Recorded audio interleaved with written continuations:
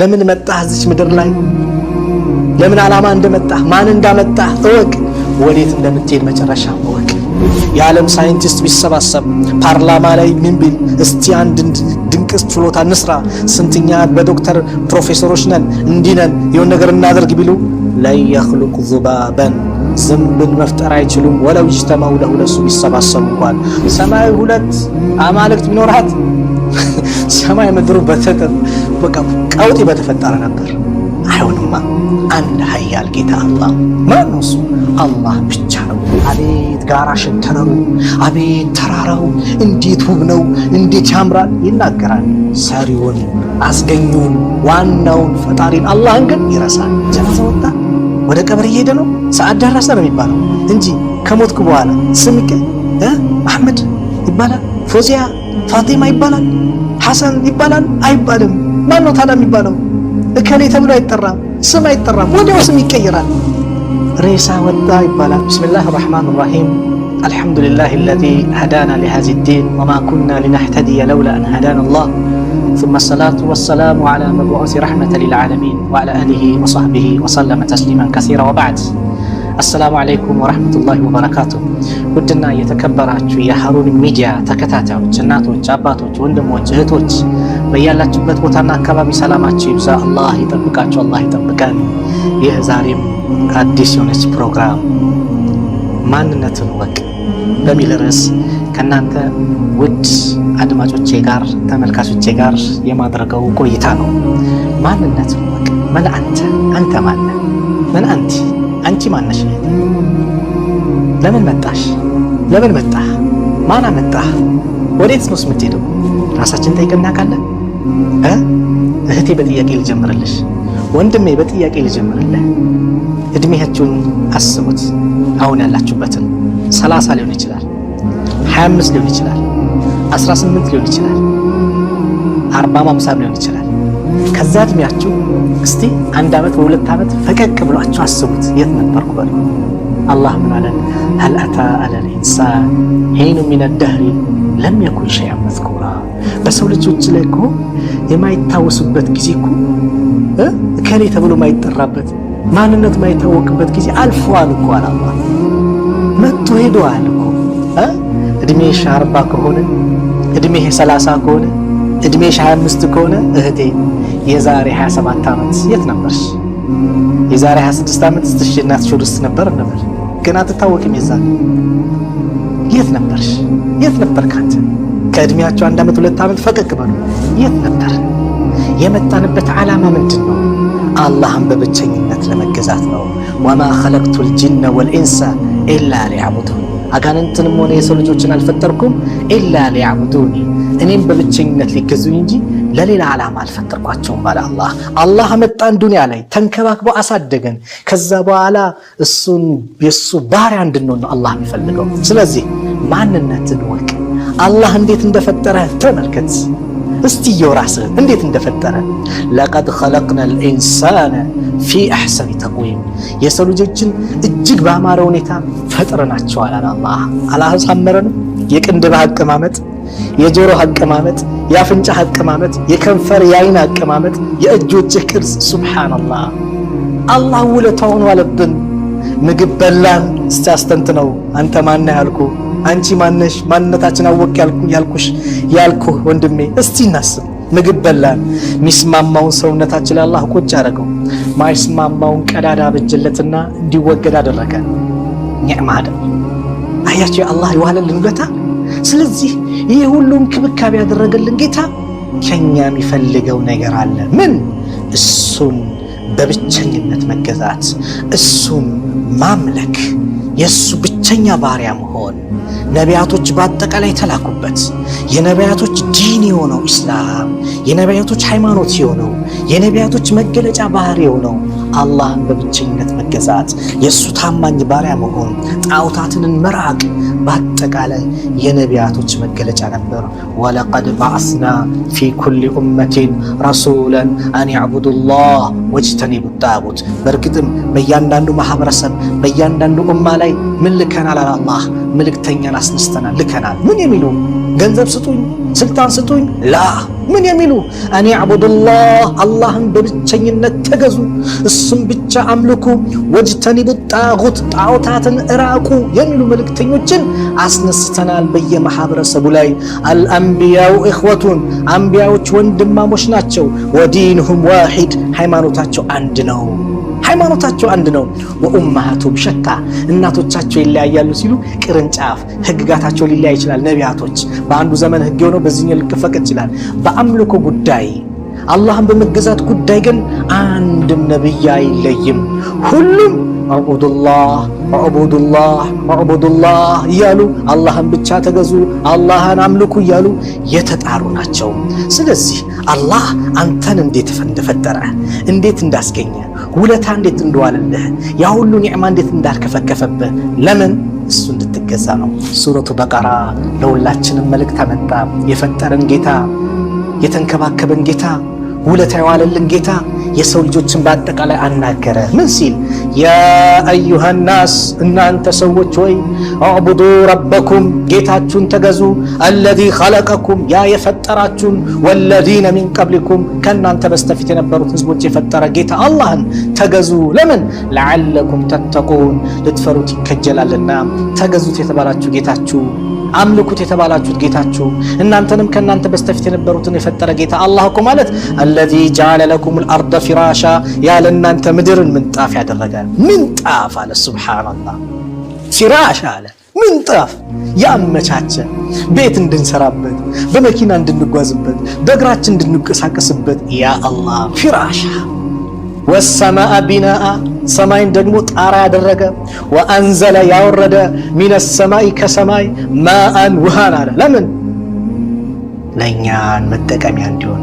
ካወረደ ውሃስ ካወጣው አንዘለ ሚነ ሰማይ ማአን ፈአኽረጀ ቢሂ ሚነ ሰመራት ሪዝቀን ለኩም ከምድር ለእናንተ የፍራፍሬ አይነቱን የቡቃያ አይነቱን ጤፉን፣ ስንዴውን፣ ገብሱን፣ በቆሎውን፣ ማንጎውን፣ ኢትፍሩቱን በአጠቃላይ ፈአኽረጀ ለኩም ሚነ ሰመራት ሪዝቀን ለኩም ለእናንተው ሪዝቅ ሲሳይ ቀለም። ስለዚህ ፈላ ተጅዐሉ ሊላሂ አንዳደን ወአንቱም ተዕለሙን እናንተ እያወቃችሁ ለአላህ ቢጤዎችን አታድርጉ። እያወቃችኋል አላህ ከሱ ውጭ የሚመለክ አምላክ እንደሌለ እያወቃችሁ የፈጠረው አላህ እንደሆነ፣ ምድርን የዘረጋ አላህ፣ ሰማይን ጣራ ያደረገ፣ ከሰማይ ውሃ ያወጣ ያወረደ፣ ከምድር ፍራፍሬን የፈለቀላችሁ የለገሳችሁ አላህ መሆኑን እያወቃችሁ ለእሱ ባላንጣናት አታድርጉ። ማንነትን አወካያ ያልኩ ይሄ ነው። የፈጠረን ጌታ እወቀው። ለምን መጣህ እዚች ምድር ላይ? ለምን ዓላማ እንደመጣህ ማን እንዳመጣህ እወቅ። ወዴት እንደምትሄድ መጨረሻ እወቅ። ዱንያ 3 ቀን ናት አለ። ዱንያ ትናንት፣ ዛሬ፣ ነገ። በቃ ትናንት እዛ ያልነበርክበት እናት ሆድ ውስጥ የነበርክበት፣ ዛሬ አሁን ዱንያ የምትንቀሳቀስባት፣ ነገ ቀብር። እቺ ናት በቃ የሰው ልጅ ህይወት 3 ናት። ትናንት ነው አልነበረም፣ እናት ሆድ ውስጥ ነበር። ዛሬ የዱንያ ላይ ይንቀሳቀሳል። ነገስ በአንተ እጅ አይደለም፣ አታውቀውም እንደሚፈጠር። ቀብር ማለት ነው ትገባለህ። ያ ናት በቃ ሀያታችን እቺ ናት። ስለዚህ አላህን በብቸኝነት መገዛት። ይህ ተገዙት የምትባሉ ጌታቸው አላህ ድንቅ ተአምር የሰራ ነው። አፈላ የንዙሩነ ኢለል ኢብሊ ከይፈ ኹሊቀት አለ አላህ። አፈላ የንዙሩን አይመለከቱም አለ አላህ። ኢለል ኢብል ወደ ግመል ከይፈ ኹሊቀት እንዴት እንደተፈጠረቻል። ወኢለ ሰማኢ ወደ ሰማይ ሳይመለከቱም ከይፈ ሩፊዓት እንዴት ከፍ እንደተደረገች። ወኢለል ጅባሊ ወደ ተራራ ሳይመለከቱም ከይፈ ኑሲበት እንዴት እንደተቸከለች። ወኢለል አርዲ ወደ ምድር ሳይመለከቱም ከይፈ ሱጢሐት እንዴት እንደተዘረጋች። ፈዘኪር አስታውስ፣ ኢነማ አንተ ሙዘኪር አንተ አስታዋሽ እንጂ ሌላ አይደለህም አለ አላህ ሱብሓነሁ ወተዓላ። አላህ ሹፉ ሰማይን እንዴት እንደዘረጋው። የሰው ልጅ ወንድሞቼ የሆነ ቤት አሳምሮ G+4 አድርጎ በሚገርም ቅርጽ ሰርቶት አሳምሮት የሆነ ችግር ይኖርበታል አይኖርም? እንከን አለ። በአላህ ድንቅ ግኝት አላህ ባስገኘው በፈጠረው ነገር ግን ምን የለም እንከን የሚባል የለም። ሱረቱ ሙልክ ላይ አላህ አንድ ግብዣ መጣ። ተባረከ ለዚ ቢየዲሂል ሙልኩ ወሁወ ዐላ ኩሊ ሸይን ቀዲር። ያ ንግስና በእጅ የሆነው ጌታ አላህ ችሎታው በዛ፣ በሁሉም ነገር ላይ ቻይ የሆነ ጌታ፣ የተቀደሰው ጌታ አላህ በሁሉም ነገር ላይ ቻይ የሆነ ነው። አለዚ ኸለቀል መውት ወልሐያት፣ ያ ጌታችሁ ንግስና በእጁ ያለው ጌታ አለዚ ኸለቀል መውት ወልሐያተ፣ ያ ህይወትና ሞትን የፈጠረ ነው። ለምን? ሊየብልወኩም፣ ሊሞክራችሁ፣ አዩኩም አሕሰኑ ዐመላ፣ ከእናንተ መካከል ማን ነው መልካም የሚሰራ ብሎ ሊፈትናችሁ ሊሞክራችሁ ነው ህይወትና ሞት ያለ። ዱንያ ላይ ስንኖር ማን ነው መልካም የሚሰራው? ማን ነው መጥፎ የሚሰራው? በመልካም ላይ የሚሄደው ማን ነው? በመጥፎ ሁኔታ የሚሄደው ማን ነው? ለፈተና ነው። ወሁወል ዐዚዙል ገፉር፣ እርሱም አሸናፊና መሐሪ ነው አለና አላህ ልዩ ችሎታውን ገለጸ። ይሄ ተገዙት የምትባሉ ጌታችሁ ንግስና በእጁ ያለው ጌታ አላህ እኮ ማለት አለዚ ኸለቀ ሰብዐ ሰማዋትን ጢባቃ፣ እነዛ 7 ሰማያትን የተነባበሩ ሆኖ የፈጠረ ነው አላህ። ማ ተራ ፊ ኸልቅ ረሕማን፣ በአራሕማን አፈጣጠር አላህ ባስገኘው ድንቅ ችሎታ አትመለከትም። ምን ሚን ተፋውት፣ መዛነፍን መጣመምን አታይም። ፈርጅዕል በሰራ፣ አይንን መልስ። ሀል ተራ ሚን ፍጡር፣ እንደው ከስንጥቆች ከሽንቁሮች ከቀዳዳዎች አንድች ታያለህ ትመለከታለህ። ثم ارجع البصر፣ አሁንም አይንን መላልስ። ከረተይን አለ በተደጋጋሚ ብዙ ጊዜ መላልስ። ينقلب إليك البصر፣ አይንህ ወደ አንተ ይመለሳል። ኻሲአን ወሁወ ሐሲር፣ የደከመ የተዋረደ ሆኖ ወደ አንተ ይመለሳል። እስቲ ሰማይን ለአንድ ደቂቃ ማየት ትችላለህ? ይከብዳል እኮ ይደክማል። እንቁርሽ ለማየት ቀዳዳ ለማየት የሚመለከታል? አበደን ማንም አንድ ጭንቀን የለውም። ከዛስ ወለቀድ ዘየና ሰማዕ ዱንያ፣ በእርግጥም ቅርቢቷ ሰማያችን የምናያትን አጌጥናት አለ አላህ። ቢመሳቢሕ፣ በምን በማብራቶች አለ። ወጀዐልናሃ፣ አደረግናት፣ ርጁመን ሊሸያጢን፣ ለሸይጣን መምቻ። ወአዕተድና ለሁም ዐዛበ ሰዒር፣ ለነሱም ከባድን ቅጣት፣ ለነርሱም ሸይጣኖችን የእሳት ቅጣት አዘጋጀንላቸው አለ። ምንድነው እንግዲህ ከዋክብትን አላህ ውብ አድርጎ ፈጠረው። ከዋክብቱ 3 ጥቅሞች አሉት። አንደኛው የሰማይ ጌጥ ናት። ወለቀድ ዘየና ሰማዕ ዱንያ ቢመሳቢሕ እንዳለ። ሁለተኛው ሩጁመን ሊሸያጢን፣ ሸይጣን መምቻ ነው። ጂኒዎች መልእክት ለመስረቅ መላእክቶች ሲናገሩ ለመስረቅ ሲመጡ የሚመቱበት ነው። ሶስተኛው ደግሞ መንገድ የሚመሩበት ነው። በከዋክብት ሰው መንገድ ይመራል ማለት ብርሃን አላህ ሲያደርገው መንገድን ሰው ይመራበታል። አላህ ይህን ድንቅ ችሎታ፣ የዚህ ድንቅ ችሎታ ባለቤት አላህ ሰማይ ምድር እንደዚህ ፈጠረ። እንደኛን አፈጣጠር ተመልክተናል። ወፊ አንፉሲኩም አፈላ ቱብሲሩን፣ ማንነትን ወቅ አንተ ሰው፣ ማንነትሽን ወቅ አንቺ እህቴ፣ አንተ ወንድሜ ወቅ። አፈላ ቱብሲሩን ወፊ አንፉሲኩም፣ በነፍሳችሁ ላይ አፈላ ቱብሲሩን፣ አትመለከቱም? ድንቅ ተአምር አለ አላህ። ናም ድንቅ ተአምር አለ። አለም ነኽሉኩም ሚን ማኢን መሂን፣ ደካማ ከሆነ ውሃ አልፈጠርናችሁ? ስፐርም መንይ ልብሳችን ላይ ሲወጣ ስናየው ከሚያስጠላ ከከረፋ የሚያስጠላ ከሆነ ስታየው ከሚያስጠላ አይ አልፈጠርናችሁ? አለም ነኽሉኩም ሚን ማኢን መሂን ፈጀዐልናሁ ፊ ቀራሪን መኪን፣ እንደዚሁ በማህፀን ግድግዳ ሳላስቀመጥ ነው የተረጋጋው ነው እንዲቀመጥ አላደረግ ነው። ፊ ቀራሪን መኪን ፈቀደርናሁ፣ መጠን ነው አለ። ፈኒዕመል ቃዲሪን፣ ምን ያማረ መጣኞች ነን አላህ።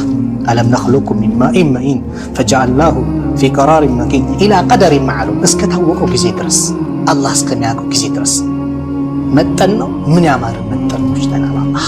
ከዚህ ደካማ ፍጡር አላህ የፈጠረን እንኳን የሰው ልጅ ትንኝ ይፈጠርበታል ተብሎ ከማይታሰብ ነገር ስፐርም ከሚባለው መንይ የዘር ፈሳሽ አጂብ፣ እንደው በሰው አቅል ላይ እንዴት ይፈጠራል? በጣም በሚገርም ሁኔታ እኮ አላህ ያስገኘን ሰው አድርጎ። ነብዩ ሰለላሁ ዐለይሂ ወሰለም የተናገሩት 40 ቀን ንፍጥ፣ 40 ቀን የረጋ ደም፣ 40 ቀን ቁራሽ ስጋ አይደል? በእነዚህ እርከን ውስጥ 4 ወር ሲሞላው ثم يرسل በሱ ላይ ይላካል። ምን መለኩን መላኢካ فينفخ في الروح روح ይነፋበታል። ويؤمر ب40 كلمات በአራት ነገር ይታዘዛል። بكتاب رزقه ርዝቁን ይጽፋል። وعجله እድሜው እዛና ውስጥ ይሞታል፣ እንደተወለደ ይሞታል። ዱንያ ላይ 60 70 80 ዓመት ይቆያል፣ ይጻፋል። ወአመሊሂ የሚሰራው ኸይር ነው መጥፎ ነው ይጻፋል። ወሸቂዩን አው ሰዒድ እድለኛ እድለቢስ ይጻፋል።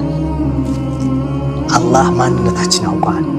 ማንነትን የሚያውቅ ከመፈጠረ ሰማይ ምድር ከመፈጠሩ ከ50 ሺህ ዓመት በፊት ስላንተ ማንነት የሚያውቅ ጌታህን አላህን ለምን ረሳው?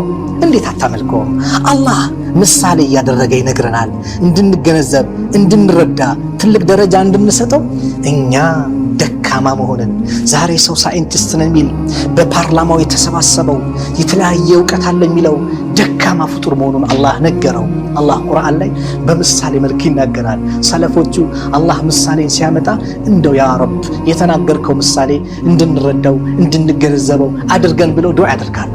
አላህ ምን አለ ሱረቱ ሐጅ ላይ ያ አዩሃ ናስ እናንተ ሰዎች ወይ ضرب مثل ለእናንተ ምሳሌ ተደርጎላቸዋል ፈስተሚዑ ለሁ ለሱ አድምጡ ጆሮአችሁን ስጡ አለ። ሰዎችን ነው በአጠቃላይ የሰው ልጆች በአጠቃላይ ስሙ። ኢነ ለዚነ ተድዑነ ሚን ዱኒላህ እነዛ ከአላህ ውጭ የምትገዟቸው የምትማጸኗቸው ለን የኽሉቁ ዙባበን ዝንብን መፍጠር አይችሉም። ወለው እጅተመዑ ለሁ ለሱ ቢሰባሰቡ የዓለም ሳይንቲስት ቢሰባሰብ ፓርላማ ላይ ምን ቢል እስቲ አንድ ድንቅስ ችሎታ እንስራ ስንትኛ በዶክተር ፕሮፌሰሮች ነን እንዲነን የሆነ ነገር እናደርግ ቢሉ ለን የኽሉቁ ዙባበን ዝንብን መፍጠር አይችሉም። ወለው እጅተመዑ ለሁ ለሱ ቢሰባሰቡ እንኳን ወአረ እንደውም ከባድ ነው ዝንብ መፍጠርማ ከባድ ነው።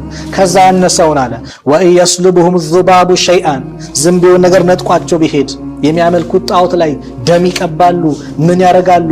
ጠንቋይ ከሆነ ቂቤ ይቀባል ምን ይላል የተለያየ ነገር ላሳርጎት ንጥቅ አድርጎት ሸይአን ትንሽ ነገር ቢወስድበት ላ የስተንቂዙሁ ሚንሁ ከሱ አያስጥሉትም አለ። ማስጣል እንኳን አይችሉም። ضعف الطالب والمطلوب ፈላጊውም ተፈላጊውም አምላኪውም ተመላኪውም ደካሞች ናቸው አለና ማ ቀደሩላህ ሐቀ ቀድሪህ አላህን ተገቢ ክብሩን አላከበሩትም፣ ተገቢ ማወቅን አላወቁትም። ኢነላህ ለቀዊዩን ዐዚዝ አላህ ለቀዊይ ሀያል ብርቱ ነው። አላህ ዐዚዝ አሸናፊ ነው አለ። አላህ ከሱ ደካሞች ነን። ሱረቱ አንከቡት የሸረሪት ምዕራፍ ተብሎ በሚጠራው ሱራ ላይ አላህ መሰሉ ለዚነ ተኸዙ ሚን ዱኒላህ እነዛ ከአላህ ውጭ አማልክት አድርጎ ያዙት ወዳጅ አድርጎ ያዙት ከአላህ ውጭ ምሳሌያቸው አለ አላህ መሰሉ ለዚነ ተኸዙ ሚን ዱኒላህ አውሊያአ ከመሰሊል አንከቡት ተኸዘት በይታ ቤቷን እንደያዘች እንደሰራች ሸረሪት ቢጤ ነው ምሳሌያቸው አለ አላህ። ቤቷን እንደምሰራ ወኢነ አውሀነል ቡዩት ለበይቱል አንከቡት ከቤቶች ሁሉ ደካማ ብሎ ማለት ቤት አለ አላህ የሸረሪት ቤት ነው አለ። ለው ካኑ ያዕለሙን ቢያውቁ ኖሮ ደካማ መሆናቸውን ይረዱ ነበር፣ ግን አቅላቸው የለም። ስለዚህ ማን አንተ? ለምን መጣህ? ወዴት ትሄዳለህ? እስቲ ራስን ቁጭ ብለህ አስብ። እንደው ይሄ ምድር ይሄ ሰማይ 2-3 አማልክቶች ቢኖሩት ሰላም ይሆናል? ዱንያ ላይ እንዴት ነው? እዚች ጋር ምን ይመራለው ሲል አንዱ ፖለቲከኛ አንዱን ፖለቲካ ነው ይመራለው ሲል ምን ሲል ይሄ ግዛት ነው ይሄ ግዛት ነው ሲልስ ምን ይመጣል? ፈሳድ አይደል? ግጭት ይመጣል። ሰማይ 2 አማልክት ቢኖራት ሰማይ ምድሩ በቃ ቀውጢ በተፈጠረ ነበር። አይሆንማ። አንድ ኃያል ጌታ አላህ ማን ነው? እሱ አላህ ብቻ ነው የሰማይ ምድር ፈጣሪው። እኛም ያጅበን መላእክቶች አላህ Subhanahu Wa Ta'ala በጣም ይገዛሉ፣ በጣም ያመልካሉ። ነብዩ ሰለላሁ ዐለይሂ ወሰለም ሚዕራጅ ኢስራ ሚዕራጅ በወጡበት ሰዓት ላይ እንዲህ አሉ። ረዋን ጠበሪ ኢማሙ ጠበሪ ጠበራኒዩ በዘገቡት عن جابر ابن عبد الله رضي الله عنه جابر بن عبد الله باستلفت حديث قال رسول الله صلى الله عليه وسلم يا الله ملكتني انديالو ما في السماوات السبع بسبات سماوات كوالو موضوع قدم اجر ماسكمجا ولا شبرين እንደዚሁም ደግሞ ስንዝር ولا كفين ይሄ ደግሞ ከፍ መዳፍ ምንም ቦታ የለም ክፍተት ማለት ነው።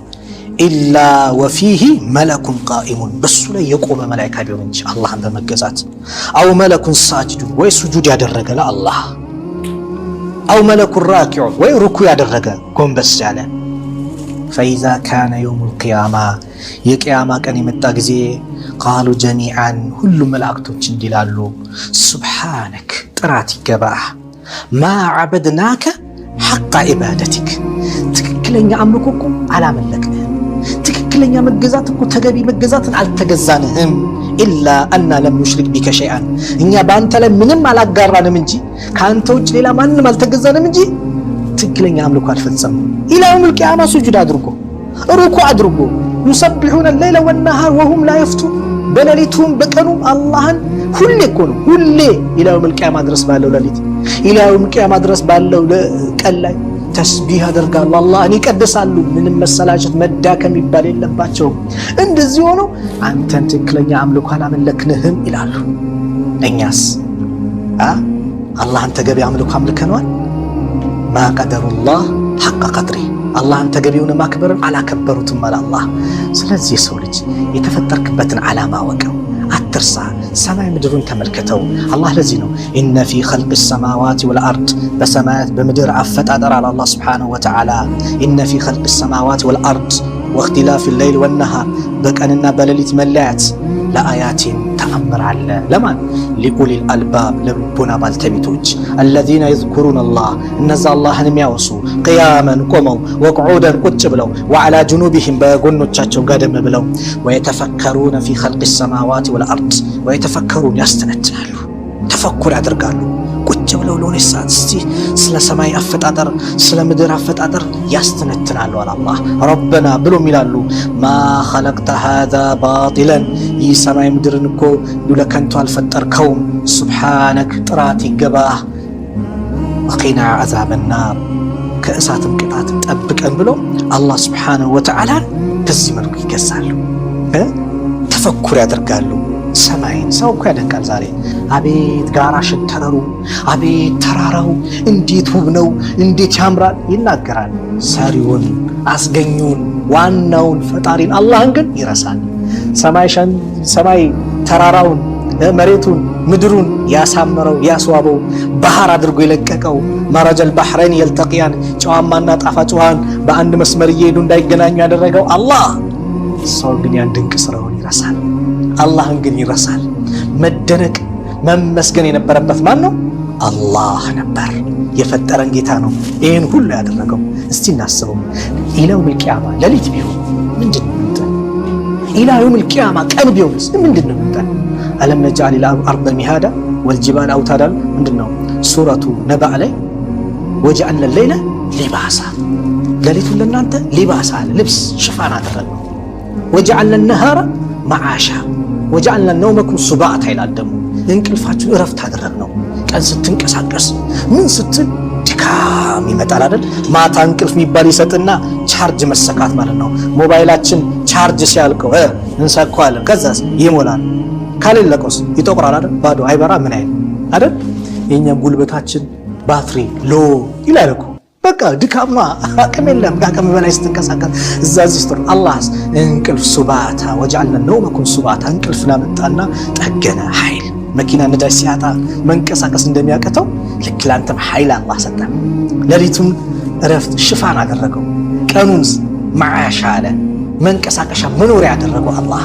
አይ አላህ ስጦታ ሱብሃንአላህ። ግን ለምንድን ነው ማናስተነትነው? ኧረ እሱን ተውት። ሰው በህይወቱ ላይ ሲኖር ባልና ሚስት አላህ ከጂኒ ጋር እንድንጋባ አላደረገም። ሱብሃንአላህ። አላህ ሰው ከሰው ከሆነ ለዞም ተቃራኒ አንዱ ከሚሳሳብ እንደ ማግኔት ከሚሳሳብ አካል ጋር አላህ በጋብቻ እንዲቆራኝ አላህ አደረገ። ወሚን አያቲሂ አን ኸለቀ ለኩም ሚን አንፉሲኩም ድንቅ ተአምራቶቹ መካከል በጣም ልዩ ከሆኑ ተአምራቶቹ መካከል አላህ ወሚን አያቲ ከተአምራቶቹ መካከል አን ኸለቀ ለኩም ለእናንተ መፍጠሩ ነው።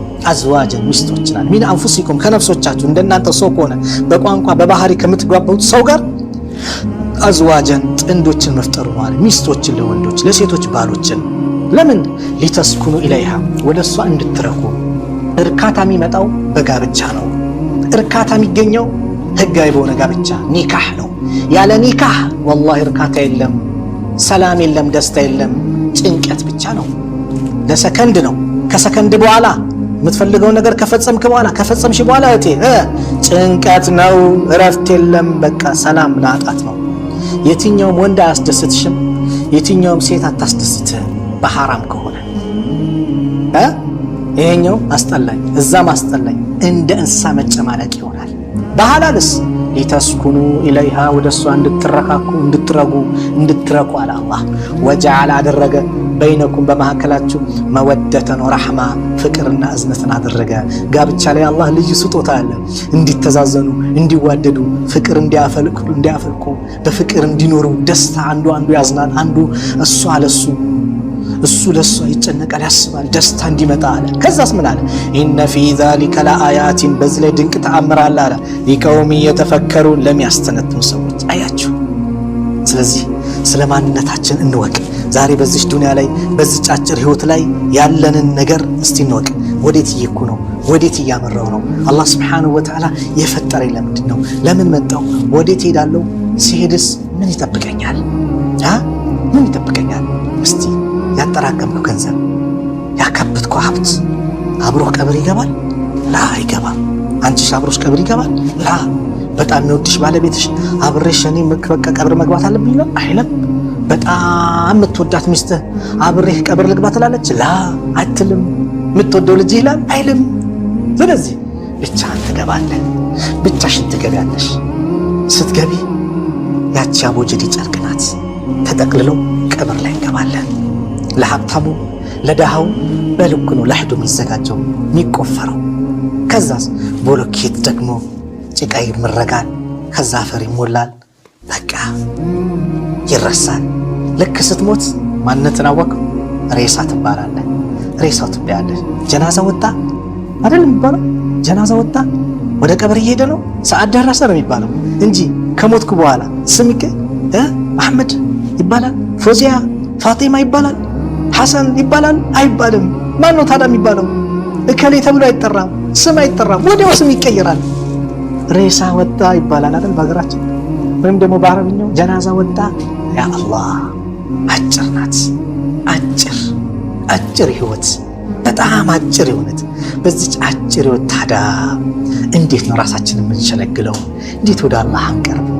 ተውባና አብዛ፣ ማንነታችን ወቅ።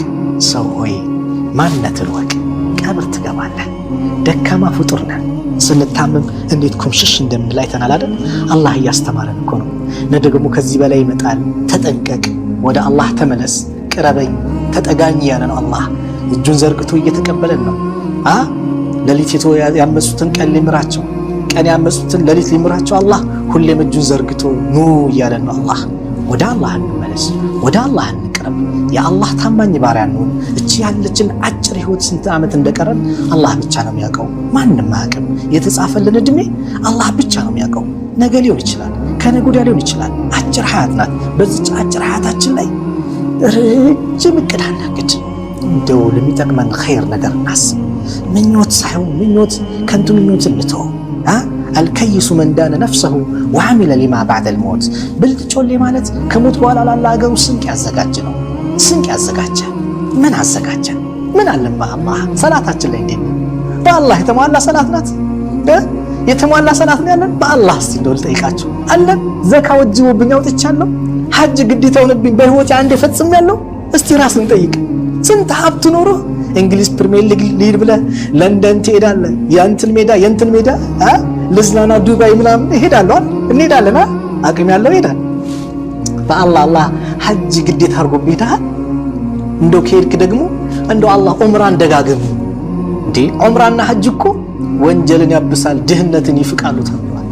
ልክ የዛገ ብረት በእሳት በምን እንደሚነሳው ምን እንደሚለው እንደሚስተካከለው ሐጅና ዑምራን አከታትሉ።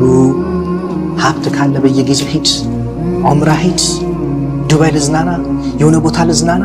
መዝናናት ክልክል ሆኖ አይደለም፣ ልብ በሉ፣ ክልክል ሆኖ አይደለም። ግን የሚጠቅመን የተሻለ የቱ ነው? እንደው በህይወቱ አንድ ቀን ሐጅ ያላደረጋለ አላህ ሀብት ሰጥቶት፣ በህይወቱ አንድ ሐጅ ያላደረጋለ ሀብት ሰጥቶት ትጠየቃለህ። ከባድ ነው። የቻለ ሰው ላይ ግዴታ ነው በህይወት ዘመኑ አንዴ ማድረግ። ጊዜያችን በምን እያለፈ ነው? በምን እየጨረስነው ነው? ስለዚህ ማንነታችን ነው። ሰው ማነህ የሚለው ርዕስ የተነሳው ለዚህ ነው። ዘነጋ ነው ማንነታችንን። ትናንትና ምን ኪሳችን ባዶ ሆኖ ስንንቀሳቀስ እንደው ሰውን ሰላምታ ስንሰጥ ነበር። ዛሬ ኪሳችን ሲሞላ ሰው ላይ እንኮራለን አይደል? ደረታችን ኩራት።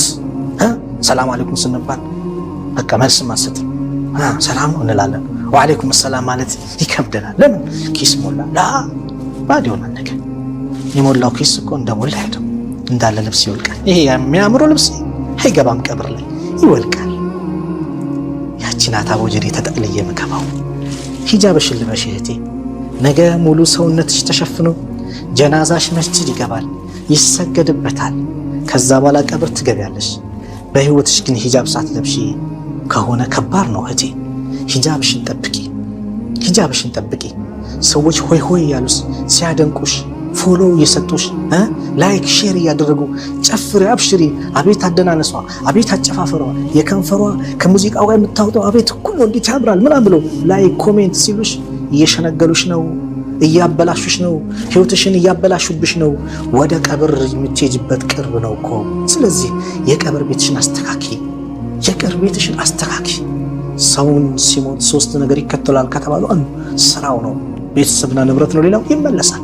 ስራሽ ግን ያዋጣል። መዝገቤ ተስተካክሏል። ጡባ ምንኛ ታደለ፣ ጀነት ተረጋገጠለት። ሊመን መን ወጀደ ፊ ሰሒፈቲሂ እስትግፋረን ከሲራ፣ በመጽሐፉ ላይ በመዝገቡ ላይ ብዙ እስትግፋር ያገኘ ሰው ምንኛ ታደለ አሉ። መዝገብሽ ላይ እስትግፋር በስተዋል። መዝገብ ላይ እስትግፋር በስተዋል። መዝገባችን ላይ እስትግፋር በስተዋል። በየጊዜው ወደ አላህ ተመልሰናል፣ ተውባ አድርገናል። ታላቁ ነብይ በቀን 100 ጊዜ ከዛ በላይ እስትግፋር ካደረጉ እኔና አንቺስ ወደ አላህ እንመለስ። ማንነታችንን ወቅ፣ ማንነትሽን ወቂ፣ ማንነትን ወቅ። የዛ ጊዜ ደካማ መሆናችንን ስናቅ ሀያል ጌታ እንዳለብን እንደፈጠረን ነገ እሱ ፊት እንደሚያቆመን ኦዲት እንደሚያደርገን ስናስብ ዱንያ ላይ ዛሬ አስተንተነ ነው ስንሄድ በዚህ ጉዳይ ላይ ቢዚ ስንሆንና ትኩረት ስንሰጠው ማንነታችን ይዛኔ ይገባናል። ወላሂ ሁላችንም እንሄዳለንና ይሄ ፕሮግራምን ሳዘጋጀው እንደው እስቲ ደካማዎች ነን፣ ደካማነታችንን አውቀን ወደ ሀያሉ ጌታ፣ ወደ አዛኙ ጌታ፣ ወደ አላህ እንመለስ፣ ተውባ እንድናደርግና እንድንቀርብ በማሰብ ነው ይሄን ርዕስ ዛሬ ያዘጋጀሁትና ነው ባለችን አጭር ዕድሜያችን ደግሞ የተሻለ ነገር ይዘን እንድንሄድ በማለት ነው። አላህ እኔ በተናገርኩት እናንተ ባዳመጣችሁት ሁላችን ተጠቃሚዎች አላህ ያድርገን። ከሳሳትኩም ከነፍሴና ከሸይጣን ነው፣ ጥሩ ከሆነም ከአላህ ነው። አላህ በያላችሁበት ቦታ አካባቢ ሰላማችሁን ያብዛው። አላህ ይጠብቃችሁ። ለሱ ሁልጊዜ ወደ ተውባ ቀረብ ብለው አላህን ምሕረት ጠይቀው አላህን ጀነት ጠይቀው አላህን ከጀሃነም እሳት ከሚጠብቃቸው ሰዎች ለምነውት ከተቀበላቸው ባሮች መካከል አላህ አድርገን። ዱንያ አኺራችን ባጠቃላይ አላህ ያሳምርልን። ሂጃባቸውን የለቀቁ እህቶቻችን ሂጃባቸው ላይ የሚጠናከሩ አላህ ያድርጋቸው። በሰላት የደከሙ ወንድሞቻችን ሰላት ላይ እንዲጠናከሩ አላህ ያድርጋቸው። በዒባዳ የተዳከምነው ባጠቃላይ በዒባዳ ላይ የምንጠናከር ሁላችንም አላህ ያድርገን። የዱንያን ችግራችን አላህ ይቅረፍልን። የአኺራውን ደግሞ የተመቻቸ ያማረ አላህ ያድርግልን። መጨረሻችን አላህ ያሳምርልን። የታመሙብንን ቤተሰቦቻችን አላህ ያሽርልን። የሞቱብን ሙስሊም ወንድሞቻችን የጀነት አላህ ይበለን። ከቀብር ቅጣት አላህ ይጠብቀን። ወሰለላሁ ዐላ ነቢይና ሙሐመድ ወዐላ አሊሂ ወሰሕቢሂ ወሰለም። ሰላሙ ዐለይኩም ወረሕመቱላሂ ወበረካቱ።